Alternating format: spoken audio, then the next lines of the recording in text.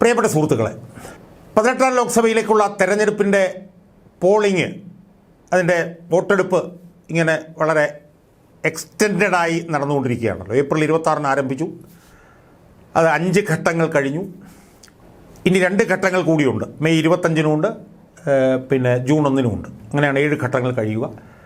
June 4-ാം തീയതി തെരഞ്ഞെടുപ്പ് ഫലം അല്ലെങ്കിൽ വോട്ടെണ്ണൽ നടക്കും. അപ്പോൾ സ്വാഭാവികമായി ഈ ഘട്ടങ്ങൾ ഇങ്ങനെ കൂടുതലുള്ളത് കൊണ്ട് തന്നെ തെരഞ്ഞെടുപ്പ് ഫലം എന്തായിരിക്കുമെന്നുള്ളത് സംബന്ധിച്ചിട്ടുള്ള വിശകലനങ്ങളും ഇങ്ങനെ വളരെ എക്സ്റ്റെൻഡായിട്ട് വളരെ എക്സ്റ്റെൻസീവായിട്ട് നടന്നുകൊണ്ടിരിക്കുക. ഓരോ ഘട്ടം കഴിയുമ്പോഴും എത്ര സീറ്റുകൾ മോദി സർക്കാർ നേടും, അല്ലെങ്കിൽ ഇന്ത്യ മുന്നണി ഇന്ന് എത്ര നേടും, മോദി സർക്കാരിന് ഭൂരിപക്ഷം കിട്ടുമോ ഇല്ലയോ, ഇന്ത്യ മുന്നണിക്കാണ്, ഇത്തരത്തിലുള്ള വിശകലനങ്ങൾ ഇങ്ങനെ ഓരോ ഘട്ടം കഴിയുമ്പോഴും നടന്നുകൊണ്ടിരിക്കുക. ഇങ്ങനെ വളരെ എക്സ്റ്റെൻഡായിട്ടാണ് നടന്നുകൊണ്ടിരിക്കുന്നത് എന്നുള്ളത് കൊണ്ട് തന്നെ ഈ തെരഞ്ഞെടുപ്പ് ഫലത്തെക്കുറിച്ചിട്ടുള്ള വിശകലനങ്ങളും നിരന്തരമായി നടന്നുകൊണ്ടിരിക്കുകയാണ്. അപ്പോൾ അഖിലേന്ത്യാ തലത്തിൽ യോഗേന്ദ്ര യാദവിനെ പോലുള്ള ആളുകൾ വളരെ വിശദമായിട്ടുള്ള തെരഞ്ഞെടുപ്പ് വിശകലനങ്ങൾ നടത്തുന്നുണ്ട്. വേറൊരു തെരഞ്ഞെടുപ്പ് വിശാരദനായിട്ടുള്ള പ്രശാന്ത് കിഷോറിൻ്റെ പിന്നെ വിശകലനം നടക്കുന്നുണ്ട്. അപ്പോൾ അതുപോലെ ഒരുപാട് വിശകലനങ്ങൾ നടക്കുന്നുണ്ട്. കേരളത്തിലും മലയാളത്തിലും ഇതുപോലെ തന്നെ വിശകലനങ്ങൾ നടക്കുന്നുണ്ട്. ഞാനും ചില വിശകലനങ്ങൾ നടത്തിയിട്ടുണ്ട്. മറ്റ് ഒരുപാട് പേര് ഇതുപോലുള്ള വിശകലനങ്ങൾ നടത്തുന്നുണ്ട്. സുഹൃത്തുക്കളെ, ഞാനിന്ന് ഈ വീഡിയോയിലൂടെ പറയാൻ ഉദ്ദേശിക്കുന്നത്, ഈ തെരഞ്ഞെടുപ്പ് വിശകലനം എന്ന് പറഞ്ഞുകൊണ്ട് ചില ആളുകൾ സാമൂഹ്യ മാധ്യമങ്ങളിൽ വന്നിരുന്നുകൊണ്ട് പൊട്ടത്തരങ്ങൾ എന്നുവെച്ചാൽ അസംബന്ധങ്ങൾ, എനിക്കതിനെ എങ്ങനെയാണ് കൂടുതൽ വിശദീകരിക്കേണ്ടതെന്ന് എനിക്കറിയില്ല. എന്തൊക്കെയോ വായിൽ വരുന്ന ഈ പറഞ്ഞ പോലെ ഒരു മരപ്പൊട്ടത്തരം ഇങ്ങനെ വിളിച്ചു പറഞ്ഞുകൊണ്ടിരിക്കുന്നുണ്ട്. അതിൽ ഒരാളെ നിങ്ങൾക്ക് ഒന്ന് പരിചയപ്പെടുത്താൻ വേണ്ടിയിട്ടാണ് ഞാൻ ഈ വീഡിയോയിലൂടെ ശ്രമിക്കാൻ പോകുന്നത്. അയാൾ ഈ BJPക്ക് അനുകൂലമായിട്ടും മോഡിക്ക് അനുകൂലമായിട്ടും ഒക്കെയാണ് അയാൾ വന്ന് പറഞ്ഞുകൊണ്ടിരിക്കുന്നത്. പക്ഷേ അയാളുടെ കയ്യിൽ ഒന്നുമില്ല. അയാൾ വന്നിരുന്നുകൊണ്ട് എന്തൊക്കെയോ അയാൾ വിളിച്ചു പറയുകയാണ്.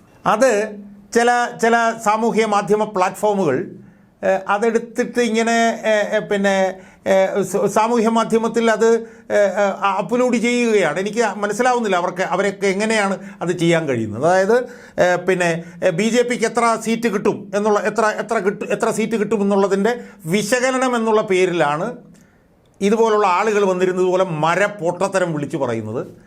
അത് പിന്നെ സാമൂഹ്യ മാധ്യമ പ്ലാറ്റ്ഫോമുകൾ എടുത്തിട്ട് അപ്ലോഡ് ചെയ്യുകയാണെന്ന് മാത്രമല്ല, ഇതുപോലുള്ള പൊട്ടത്തരം, ഇതുപോലുള്ള അസംബന്ധം, അതായത് തിരഞ്ഞെടുപ്പ് വിശകലനം എന്ന് പറഞ്ഞുകൊണ്ട് പറയുന്ന ഇതുപോലുള്ള മണ്ടത്തരങ്ങൾ, അസംബന്ധങ്ങൾ, ഈ പറഞ്ഞുള്ള പൊട്ടത്തരങ്ങൾ പിന്നെ ഒരുപാട് ആളുകൾ കാണുന്നു എന്നുള്ളതാണ് എന്നെ അത്ഭുതപ്പെടുത്തുന്നത്. എനിക്കത് മനസ്സിലാവുന്നില്ല. കാരണം BJPക്ക് എത്ര കിട്ടും എന്ന് പറയുമ്പോൾ അതിൻ്റെ ഒരു ആകാംക്ഷ കൊണ്ടായിരിക്കാം ഒരുപക്ഷെ അവരത് കാണുന്നത് എന്നാണ് എനിക്ക് തോന്നുന്നത്. പക്ഷേ ഇതുപോലുള്ള അസംബന്ധങ്ങൾ, ഇതുപോലുള്ള വിവരക്കേടുകൾ ഈ കാണുന്ന ആളുകളെ കുറിച്ചിട്ട് ഓർക്കുമ്പോഴാണ് എനിക്ക് സത്യം പറഞ്ഞു കഴിഞ്ഞാൽ എനിക്ക് ദുഃഖം തോന്നുന്നത്. സത്യം പറഞ്ഞു കഴിഞ്ഞാൽ സുഹൃത്തുക്കളെ, അതിൻ്റെ ഒരു ഉദാഹരണമാണ് ഞാൻ നിങ്ങളുടെ മുമ്പിൽ ഇന്ന് അവതരിപ്പിക്കാൻ പോകുന്നത്. അത് ചെയ്യുന്നത് ഫക്രുദ്ദീൻ അലി എന്ന് പറയുന്ന ഒരാളാണ്. ഫക്രുദ്ദീൻ അലി, ഞാൻ 1-2 പ്രാവശ്യം അയാളുമായിട്ട് പിന്നെ എൻ്റെ ഒരു സുഹൃത്തും കൂടെയാണ്. ഞാൻ 1-2 പ്രാവശ്യം അദ്ദേഹമായിട്ട് ചർച്ചയിൽ ഞാൻ ഇരുന്നിട്ടുണ്ട്. പക്ഷേ അന്നൊന്നും അദ്ദേഹം ഇത്രയും പരിതാപകരമായിരുന്നില്ല അദ്ദേഹത്തിൻ്റെ അവസ്ഥ. അദ്ദേഹം എന്തോ JNUവിൽ നിന്ന് എന്തോ MPhil എടുത്ത ആളാണ് എന്നാണ് കേൾക്കുന്നത്. ഏതോ ഒരു NSSൻ്റെ കോളേജിൽ ഒരു അധ്യാപകനാണ് എന്നും കേൾക്കുന്നു.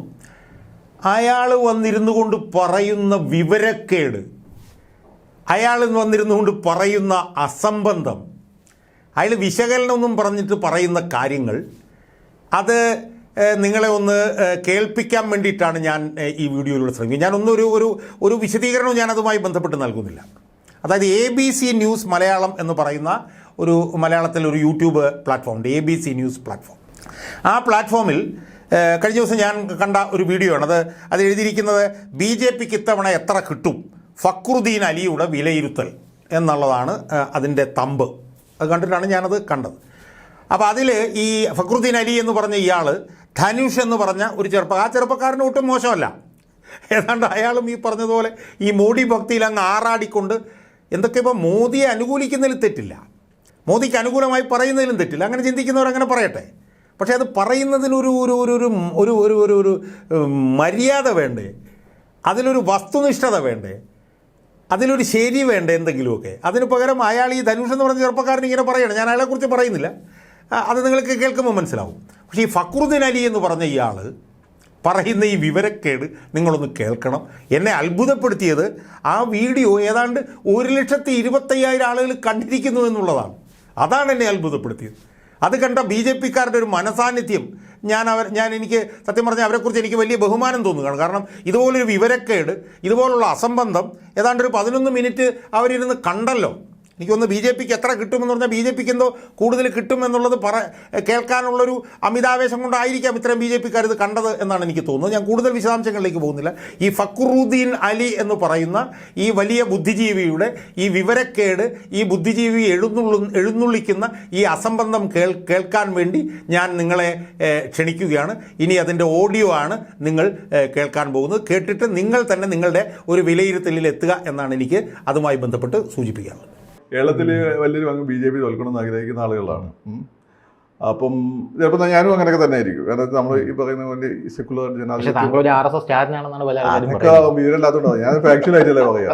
ഞാൻ പറഞ്ഞില്ല, മോഡി ഇന്ദിരാഗാന്ധി കഴിഞ്ഞാൽ ഏറ്റവും ശക്തനായ, ഇന്ദിരാഗാന്ധിയോടൊപ്പം ഞാൻ കൂടുന്നത്, ഇന്ദിരാഗാന്ധി കഴിഞ്ഞാൽ ഏറ്റവും ശക്തമായിട്ടുള്ള ഇതുവരെ വന്ന ഭരണാധികാരി എന്നാണ് ഞാൻ പറയുന്നത്. അത് സത്യമാണ്, ലോകം അംഗീകരിച്ചിട്ടുള്ള കാര്യമാണ്. അതിപ്പോൾ മൻമോഹൻ സിംഗ് ആണെന്ന് പറഞ്ഞാൽ ലോകം അംഗീകരിക്കും. നിങ്ങളെ സന്തോഷിപ്പിക്കാൻ വേണ്ടി ഞാൻ കള്ളം പറയണം. ഇപ്പം മോഹൻലാലും മമ്മൂട്ടിയും മികച്ച ആക്ടേഴ്സാണ്. നിങ്ങളെ സന്തോഷിപ്പിക്കാൻ വേണ്ടി ഞാൻ അവർ അടിപൊളി ആക്ടേഴ്സ് എന്ന് പറയണോ? അതെന്നെ കിട്ടില്ല, എന്നെ പട്ടി വരും. അപ്പം അതത്രേ ഉള്ളൂ. അതിന് ഫാക്ച്വലി ശരിയുണ്ടോ നിങ്ങൾ നോക്കിയാൽ മതി. നിങ്ങൾ ചുറ്റുപാടുകൾ നോക്കുക, ഫാക്ച്വലി ശരിയുണ്ടോ, ഹിസ്റ്റോറിക്കലി ശരിയുണ്ടോ എന്ന് നോക്കിയാൽ മതി. നിങ്ങളെ സന്തോഷിപ്പിക്കാൻ വേണ്ടിയിട്ട് നിങ്ങൾ ഇങ്ങനെ പറയുമെന്ന് വിചാരിച്ച് ഞാൻ ഒത്തിരി കുറെ കൊണ്ടും കൊടുത്ത് എവിടെ വരെ എത്തിയത്. അപ്പം അതുകൊണ്ട് അത് കയ്യിൽ വെച്ചാൽ നമ്മൾ എൻ്റെ ഗ്രാൻഡ് ഫാദർ ഫ്രീഡം ഫൈറ്റർ ആയിരുന്നു.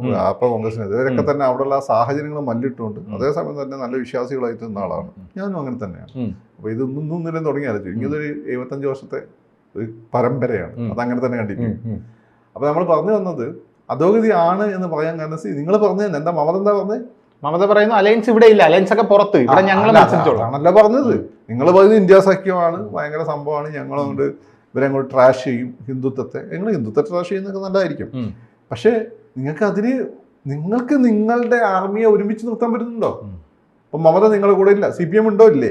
CPM ഉണ്ടെന്ന് പറയുന്നു. പക്ഷേ CPM-ന്റെ ഗതി ഇത് തന്നെയാണ്. കാരണം CPM പറയുന്നത് രാഹുൽ ഗാന്ധി ഇവിടെ വയനാട് വന്ന് മത്സരിക്കുന്നു, നിങ്ങൾ എന്തിനാണ് നമ്മുടെ അലയൻസ് ഉള്ള ഒരു മണ്ഡലത്തിൽ ഒരു ജില്ലയിൽ വന്ന് മത്സരിക്കുന്നത് എന്നാണ് അവർ ചോദിക്കുന്നത്. അതാണ് മോഡി പറഞ്ഞത്. CPM രാഹുൽ ഗാന്ധിനെ എന്നെ കണ്ട് വിമർശിച്ചത് CPM നേതാക്കളാണ് മോഡി പറയുന്നുണ്ട്. ഇത് CPM-നല്ല, പക്ഷേ CPI-ക്കാണ്. CPI എന്ന് വെച്ചാൽ സ്വന്തമായിട്ട് ഒറ്റയ്ക്ക് നല്ലൊരു പഞ്ചായത്ത് പോലും ജയിക്കാത്തൊരു പാർട്ടിയാണ്, അറിയാലോ. ഇനിയിപ്പോൾ അത് പറയുമ്പോൾ CPI-ക്കാർക്ക് വിഷമം, നമ്മളെ പറ്റി RSS പറയും. അപ്പം നമുക്ക് ബുദ്ധിമുട്ടുന്നത് നമുക്കത് പുല്ലാണ്. പക്ഷേ സംഭവം എന്താണ്, അവരൊന്ന് സ്വയം ആലോചിച്ച് നോക്കട്ടെ. ആദ്യം ഒരു നിയമസഭാ നിയോജകമായിട്ട് ഒരു പഞ്ചായത്ത് ഒരുമിച്ച് കിട്ടാൻ പറ്റുന്ന അവസ്ഥ നിങ്ങൾ റിച്ചാർഡിനോട് ചോദിച്ചത്. റിച്ചാർഡ് കൊല്ലത്താണല്ലോ. ഏതെങ്കിലും ഒരു പഞ്ചായത്തിൽ വാർഡിലൊക്കെ കഴിക്കണ്ടാവും, ഒറ്റയ്ക്ക് അവർക്ക് ഭരണം പിടിക്കാൻ പറ്റും? ഇല്ലല്ലോ. അപ്പോൾ ആദ്യം അവരത് പരിശോധിക്കണം. അപ്പം കോൺഗ്രസിൻ്റെ ഒക്കെ തണലിൽ നിന്നിട്ട് എന്താ ഈ ഇങ്ങനെ ഇത് വന്ന് കോൺഗ്രസ് അങ്ങോട്ട് മാറിക്കഴിഞ്ഞാൽ ഒറ്റയ്ക്ക് നിന്നാൽ 500 ആളില്ലാത്ത ഈ പാർട്ടിക്ക് വയനാട് ഒറ്റയ്ക്ക് 500 ആളില്ല. അവിടെ നിയമസഭാ മണ്ഡലം ഏറനാട് 2011 ഒറ്റയ്ക്ക് മത്സരിച്ചല്ല, LDF-ന്റെ ഭാഗമായി മത്സരിച്ചു. 50 CPM-ന്റെ രഹസ്യ പിന്തുണയോട് മത്സരിച്ചു. ഇവർ കിട്ടിയത് 2500 വോട്ടിട്ടാണ് ഏറനാട് നിയോജകമണ്ഡലത്തിൽ. ഈ ഏറനാട് നിയോജകമണ്ഡലത്തിൻ്റെ ഭാഗമായിട്ടുള്ള സ്ഥലമാണ് ഈ വയനാട് നിയോജകമണ്ഡലം. അപ്പോൾ വയനാട് അവിടെ ഏറനാട് അന്ന് പരമാവധി കിട്ടിയതാണ് ഞാൻ പറഞ്ഞത് 2500. എല്ലാം കൂടി കൂട്ടി 10,000 വോട്ട് ഇട്ടായിരിക്കും. 2500 മൾട്ടിപ്ലൈ ചെയ്തു. എത്ര പാർട്ടി മെമ്പർമാരുണ്ടാവും അവിടെ? ഈ നിയോജകമണ്ഡലം എല്ലാം എടുത്തു. ഈ CPI-ന്റെ രീതി അനുസരിച്ച് അധികം മെമ്പർഷിപ്പ് കൊടുക്കില്ല CPM. ഒരു 500,000 പാർട്ടി മെമ്പർമാർ അത്ര കൂട്ടിയാൽ മതി. അല്ലെങ്കിൽ ഈ പറയുന്ന 5,000 പാർട്ടി മെമ്പർമാർ. അപ്പോൾ അവിടെ കോൺഗ്രസ് ഏറ്റവും മോശമായ സാഹചര്യത്തിൽ പോലും അവർ 20,000 വോട്ടിന് ജയിച്ച സ്ഥലം, 25,000 വോട്ടിന് ജയിച്ച സ്ഥലമാണ്. അപ്പം ആ സീറ്റ് കോൺഗ്രസ് അവർക്ക് അങ്ങോട്ട് കൂളായിട്ട് ജയിക്കാം, ആരെയും നിർത്തി ജയിപ്പിക്കാം. ഈ വർത്തമാനം മാത്രമല്ല, പ്രവൃത്തിയിലൊന്നും കാണാത്ത കുറേ ആളുകളുണ്ടല്ലോ ഡൽഹി കേന്ദ്രീകരിച്ചു, അവരെ ഇവിടെ മത്സരിപ്പിക്കാൻ പറ്റും. അതൊക്കെ അവരുടെ സ്വപ്നം നടന്നില്ല. കോൺഗ്രസ് അവരുടെ ഗുണത്തിന് വേണ്ടിയാണ് കോൺഗ്രസ് ഈ സഖ്യം ഉണ്ടാക്കുന്നത്. അപ്പോൾ അവർക്ക് ഷുഗറായിട്ടുള്ള സീറ്റ് അവർ വിട്ടുകൊടുക്കും. ഇത്തിരി ഉള്ളൂ ഇതിൻ്റെ കാര്യം. അപ്പം അവരുടെ ഇടയിൽ തന്നെ ഒരു ഐക്യമില്ല. അവർ മോഡി അല്ലെ BJP എന്നുള്ള ഒരു പൊതു ശത്രുവിനെതിരെ, ഇപ്പം നാളെ മോഡീനെ BJP-യുടെ സ്ഥാനത്ത് ശിവസേന വന്നാലോ NCP വന്നാലോ ഇത് തന്നെ സംഭവിക്കും. കാരണം ഇവരുടെ രാഷ്ട്രീയ നിലനിൽപ്പാണ് പ്രധാനം. ഇവരുടെ പ്രധാനമന്ത്രി സ്ഥാനാർത്ഥി ആരാണ് യഥാർത്ഥത്തിൽ? എനിക്ക് അറിഞ്ഞുകൂടത്തോന്ന് ചോദിക്കാം. രാഹുൽ ഗാന്ധി തന്നെയാണോ? അല്ല, പൊതുവേ ആളുകൾ വിശ്വസിക്കുക രാഹുൽ ഗാന്ധി ആകാൻ സാധ്യതയില്ല. സോണിയാഗാന്ധി അന്ന് മാറി കൊടുത്തില്ലേ? അപ്പോൾ രാഹുൽ ഗാന്ധി മാറി കൊടുത്തില്ല. അരവിന്ദ് കെജ്രിവാൾ അപകടകാരിയാണ്. അയാൾക്ക് ഒരു ഇടം കൊടുത്തു കഴിഞ്ഞാൽ അയാൾ അവിടെ പടന്ന് പന്തലിക്കും. അയാൾ നല്ല രീതിയിൽ ഡൽഹി ഭരിച്ചിട്ടുണ്ട്. അതുകൊണ്ടാണ് അയാൾ ഇപ്പം മോഡിക്ക് ആവർത്തിച്ച് ജനങ്ങൾ മോഡിക്ക് വോട്ട് ചെയ്യുന്നതുകൊണ്ടാണ്. മോഡി ഡെലിവർ ചെയ്തുകൊണ്ടാണ്, അത് കുളം തോണ്ടിയോണ്ടല്ല. അത് നമ്മൾ അംഗീകരിക്കണം. ഇയാളെ നമുക്ക് എതിർപ്പുണ്ടേ. എനിക്ക് അരവിന്ദ് കെജ്രിവാൾ, നിങ്ങൾക്ക് എതിർപ്പുണ്ടേ, എനിക്ക് എതിർപ്പൊന്നുമില്ല. അരവിന്ദ് കെജ്രിവാൾ പെർഫോം ചെയ്തിട്ടുണ്ട്.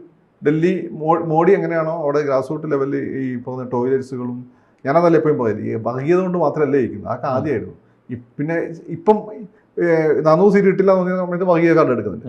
ബേസിക് ഒരു 250 സീറ്റ് കിട്ടുന്നത് ഡെലിവറിയാണ്. അതായത് താഴെ തട്ടിൽ റോഡുകൾ എത്തുന്നു, കുടിവെള്ളം എത്തുന്നു, ഗ്യാസ് എത്തുന്നു, ടോയ്ലറ്റ് എത്തുന്നു. ഇതുകൊണ്ടാണ് മോഡി ജയിക്കുന്നത്. അല്ലാതെ വെറുതെ മോഡിക്ക് ജയിക്കാൻ പിന്നെ വോട്ട് ചെയ്യാൻ വേണ്ടി ഇന്ത്യക്കാരെന്താ മോഡി ശ്രീകൃഷ്ണനാണോ? 10 ലക്ഷം ഭാര്യമാരുണ്ടായ ബാക്കിയുള്ള അളിയന്മാരാണോ? മോഡിയുടെ അളിയന്മാരാണോ വോട്ട് ചെയ്യാൻ? അല്ലല്ലോ, അളിയന്മാരല്ലല്ലോ വോട്ട് ചെയ്യും.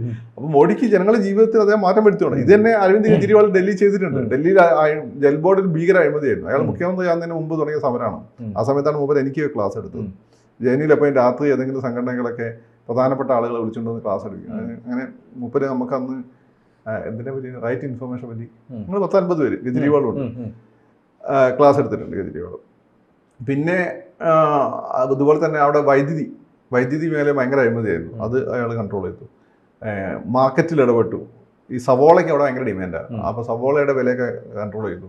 പിന്നെ സ്കൂളുകളുടെ നിലവാരം മെച്ചപ്പെടുത്തി, വീടുകൾ ഉണ്ടായിക്കൊടുത്തു. അങ്ങനെ ഒരുപാട് കാര്യം ചെയ്തുകൊണ്ടാണ് ജനങ്ങൾ അവിടെ വോട്ട് ചെയ്യുന്നത്. നിങ്ങൾ വിചാരിച്ചെന്താ മോഡി വിരുദ്ധമുണ്ട്? അതൊന്നല്ല. ഡൽഹി എന്ന് വെച്ചാൽ ഈ പറഞ്ഞ ജനസംഘത്തിന്റെ സമയത്ത് പോലും ഇന്ത്യയിൽ BJPക്ക് ഏറ്റവും കൂടുതൽ RSS ഏറ്റവും കൂടുതൽ സ്വാധീനമുള്ള സ്ഥലങ്ങൾ ഏതാ പറയുന്നത്?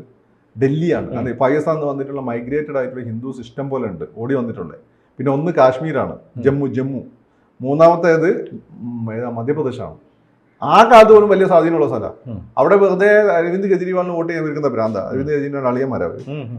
അരവിന്ദ് കെജ്രിവാളിന് പെർഫോം ചെയ്യുന്ന ആൾ. അതുകൊണ്ട് തന്നെയാണ് ഇവർക്ക് പേടിയും. ഇയാൾക്കൊരു ഇടം കൊടുത്തു കഴിഞ്ഞാൽ ഇയാൾ ഇന്ത്യയിൽ എന്തെങ്കിലുമൊക്കെ ചെയ്യും. മാത്രമല്ല ഇയാൾ മണ്ടനല്ല. ഇന്ത്യ സംസ്കാരത്തിനൊക്കെ ലക്ഷ്മി ദേവിനെയൊക്കെ വലിയ പറയുന്ന ആളാണ്. അപ്പൊ ഇന്ത്യയിൽ അതിന്റെ മാർക്കറ്റ് അയാൾക്കറിയാം. അയാൾ വലിയ ഭക്തനുമാണ്. ഇതൊക്കെ അയാൾ ഉപയോഗിച്ച് കഴിഞ്ഞാൽ BJPനെ കൂടെ നിൽക്കുന്ന കുറെ ആളുകൾ ഇങ്ങോട്ട് കൊണ്ടുവരാൻ പറ്റും. അധികാരം കിട്ടി അങ്ങോട്ടും ഇങ്ങോട്ടും വന്ന് 20% ആളുകളുണ്ട്. വോട്ട് അങ്ങോട്ടും ഇങ്ങോട്ട് ഷിഫ്റ്റ് ചെയ്യും. അപ്പൊ മോഡിന്റെ കയ്യിൽ അധികാരം ഉള്ളതുകൊണ്ട് മോഡി ഡെലിവർ ചെയ്യുന്നതുകൊണ്ട് ശക്തനായതുകൊണ്ട് അത് മോഡിന്റെ കൂടെ വെക്കുന്നു.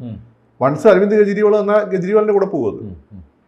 അപ്പം അതുകൊണ്ട് അരവിന്ദ് കെജ്രിവാളിന് സാധ്യതയില്ല. പിന്നുള്ളത് ശരത് പവാറിന് പ്രായമായി. അല്ലെങ്കിൽ ശരത് പവാർ ഇവർക്ക് വിശ്വാസമല്ല. ഇയാൾ പ്ലെയറാ, കളിക്കാരനാണ്, ഇല്ലാടിയാണ്. പിന്നെ സാധ്യത എന്ന് വെച്ചാൽ മമതാ ബാനർജി പിടിച്ചു മേടിക്കേണ്ടി വരും. മമതാ ബാനർജിന് ഇവർക്ക് വലിയ വിശ്വാസമൊന്നുമില്ല. തള്ള ഇനിയിപ്പോ നമ്മളെ സീറ്റ് 40 സീറ്റ് ഉണ്ടില്ലെങ്കിൽ നമ്മളെ BJP സപ്പോർട്ട് ചെയ്യുന്നൊക്കെ പറഞ്ഞാൽ ചിലപ്പോൾ അങ്ങനെ. പക്ഷേ കൊടുക്കാൻ സാധ്യതയില്ല. വരാൻ ഇയാള് ഗാർഗെ, ഫസ്റ്റ് ദളിത് ഇന്ത്യൻ പ്രധാനമന്ത്രി. എങ്ങനെ കൊള്ളാല്ലേ? അതിനാണ് സാധ്യത. അപ്പൊ ഇവർക്കൊന്നും ബ്ലോക്ക് ചെയ്യാൻ പറ്റില്ല. മമത ബ്ലോക്ക് ചെയ്താൽ മമത തീർന്ന്, ബ്ലോക്ക് ചെയ്യുന്നവരൊക്കെ തീർന്നു. അപ്പൊ അതുകൊണ്ട് കർണാടകയിൽ നിന്ന് ഭാവിയിൽ ഒരു ധോത്തിവാല കൂടി ഇവര് വരികയാണെങ്കിൽ പ്രധാനമന്ത്രിയാൻ സാധ്യത. പക്ഷെ വരുമോ എന്നുള്ളതാണ് പ്രശ്നം. പിന്നെ നിങ്ങൾ മങ്ങി എന്ന് പറയുന്നത് ഇടയ്ക്ക് 1ാം ഘട്ടം 2ാം ഘട്ടം സൗത്ത് ഇന്ത്യയിലെ കാണുന്നല്ലോ 2ാം ഘട്ടമൊക്കെ ഇലക്ഷൻ നടന്നത്. അപ്പൊ BJPയുടെ ഒരു സ്ട്രോങ് ഹോൾഡ് അല്ല. അവർ വിചാരിച്ചൊരു ഇൻട്രോഡൊന്നും ഉണ്ടാക്കാൻ പറ്റില്ല. ഇപ്പൊ BJP സെൻട്രൽ ലീഡർഷിപ്പ് കണക്കിൽ കേരളത്തിൽ ജാവ്ദേക്കറൊക്കെ പറയുന്നത് 5 സീറ്റോ 6 സീറ്റൊക്കെ കിട്ടുന്നു. അതൊന്നും കിട്ടാൻ പോകുന്നില്ല. തൃശ്ശൂര് ചിലപ്പം തിരുവനന്തപുരം, ഈ 2 സീറ്റ് കിട്ടാൻ സാധ്യത. ഈ ജാവ്ദേക്കർ വളരെ കോൺഫിഡൻസ് ആയിട്ട് പറയുന്നത് 5 സീറ്റ്. ഇവിടുന്ന് എങ്ങനെ എപ്പം മനസ്സിലായില്ല. ചില സ്ഥലത്തൊക്കെ സീരിയസ് ആയി പറയും. ജാവ്ദേക്കർ വളരെ സീരിയസ് ആയി പോകുന്നു. വളരെ സീരിയസ് ആയിട്ട് അങ്ങനെ വിശ്വസിക്കുന്നുണ്ട്. അങ്ങനെ ആരത് ഫീഡ് ചെയ്തെന്ന് എനിക്കറിയില്ല. തമിഴ്നാട്ടിൽ വലിയ ഇൻട്രോഡ് ചിലപ്പം ഏഴിമല ജയിക്കാൻ മതി, ചിലപ്പോൾ ഒരു സീറ്റും കൂടി കിട്ടാൻ മതി. അത്രയൊക്കെ ഉള്ളൂ. ഇങ്ങനെയൊക്കെ വരാൻ സാധ്യതയുള്ളൂ.